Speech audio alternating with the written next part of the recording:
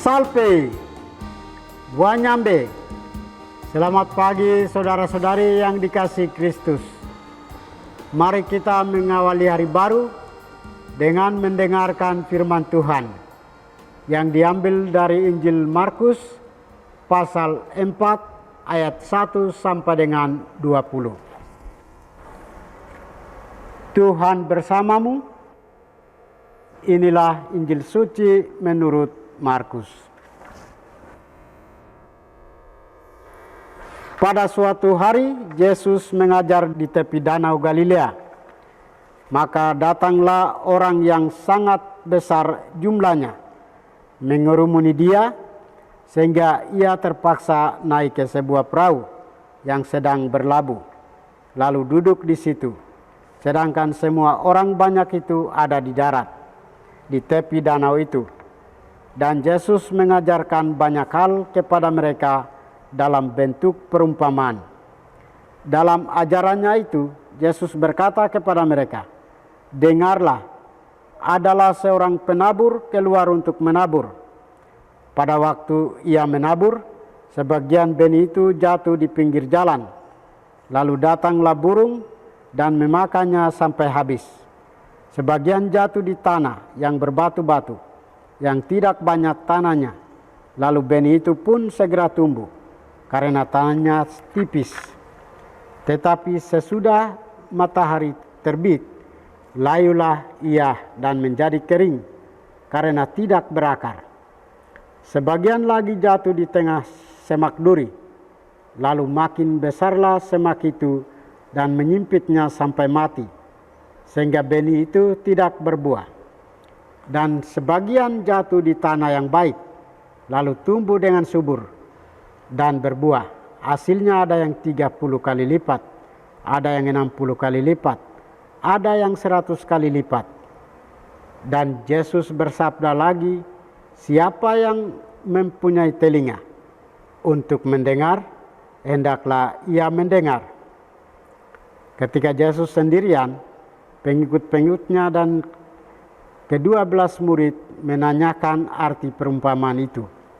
Jawab Yesus kepada mereka, "Telah diberikan rahasia kerajaan Allah, tetapi kepada orang-orang luar segala sesuatu disampaikan dalam perumpamaan, supaya sekalipun melihat mereka tidak menangkap, sekalipun mendengar mereka tidak mengerti, biar mereka jangan berbalik dan mendapat ampun." Lalu Yesus berkata kepada mereka, "Tidakkah kamu mengerti perumpamaan ini?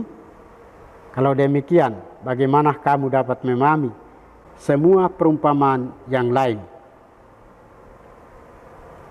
Demikianlah sabda Tuhan. Saudara-saudari yang dikasihi Kristus, tema kita hari ini adalah tanah. Injil hari ini berbicara tentang penabur yang menaburkan benih. Menjadi pertanyaan adalah, mengapa tanahnya tidak dipersiapkan terlebih dahulu baru menabur? Memang Injil tidak berbicara tentang menabur benih di ladang, tapi soal bagaimana tanggapan hati manusia yang menerima benih firman yang ditaburkan itu. Di sini menyangkut hati. Penabur itu menaburkan firman. Firman itu ditaburkan dalam hati para muridnya. Jika para murid menerima firman itu dengan lapang, dengan hati terbuka, maka firman itu akan memberi hikmat, menuntun mereka pada keselamatan, memperbaiki kelakuan mereka, mendidik mereka dalam kebenaran, menyingkirkan semak duri dan batu-batu dalam hati mereka, seperti hati yang tegar, keras, dingin, cuek, dan egois. Tanah di pinggir jalan adalah hati yang tidak dipersiapkan, tidak dalam situasi hening, penuh dengan kepalsuan, meniru, hidup serba dangkal. Tidak ada yang dibiarkan melekat dan meresap jadi keyakinan. Hidup yang tidak mantap. Tanah berbatu-batu hanya ada sedikit kemungkinan untuk bertumbuh. Saudara-saudari, firman hanya sebagai hiburan, dikenyam sesaat, tapi tak perlu ditelan dan dicerna dalam diri. Tanah di antara semak duri adalah hati yang cemas dan sibuk dengan urusan dunia, harta benda dan kekayaan, hidup yang penuh dengan iklan dan promosi diri. Firman Tuhan menjadi tidak penting. Yang terpenting bagi mereka adalah bagaimana memperkaya diri. Tanah yang baik, sabda Allah diterima dengan penuh sukacita, direnungkan dalam hati, dihayati, diamalkan dalam kesehatan hidup. Hasilnya berlipat ganda. Hati yang penuh dengan firman Tuhan dan berbuah, membuat orang tidak bertanya, apa yang saya mesti dapat, melainkan apa yang mesti saya berikan bagi pembangunan dan kebaikan dalam hidup bersama. Saudara-saudari, benih sabda yang ditaburkan dalam hidup kita tidak tumbuh otomatis. Benih itu memerlukan tanah, yakni tanggapan sesuai dan kebebasan kehendak kita. Kita bisa memilih menjadi tanah di pinggir jalan, tanah berbatu-batu, tanah penuh semak atau tanah subur.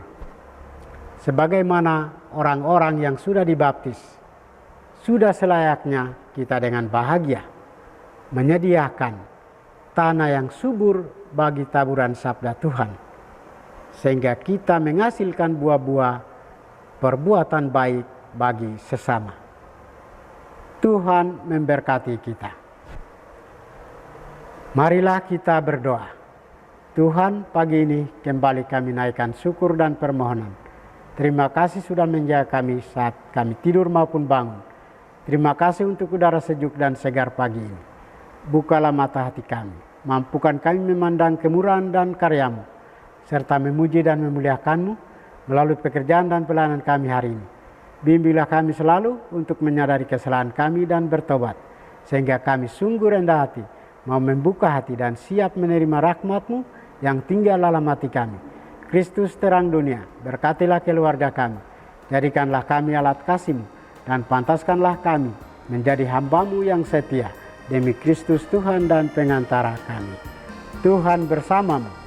Semoga kita sekalian, orang-orang yang kita kasih dan doakan, seluruh aktivitas kita hari ini, dilindungi, dibimbing, dan diberkati oleh berkat Allah yang Maha Kuasa, Bapa, Putra, dan Roh Kudus. Amin.